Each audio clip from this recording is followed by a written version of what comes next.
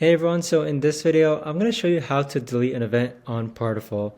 So this is going to be particularly useful for individuals. Let's say that you've changed your mind as far as hosting an event goes, or maybe something has come up and you can't host your event. Either way, guys, this video is going to be short, sweet, and simple. There's not going to be a lot of steps involved. Now, the first thing that we're going to do is go onto our Partiful account and then find the event which you need to go ahead and delete.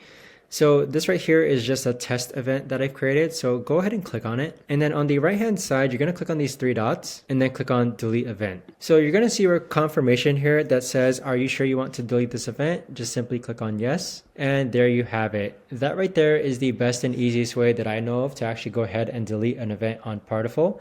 If you guys know of a better or easier way to actually do this, let me know in the comments down below. I would love to know.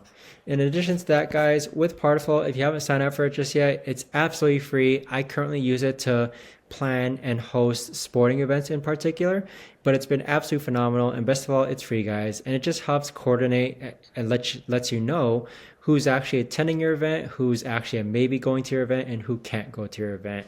So if you guys have any questions, let me know in the comments down below.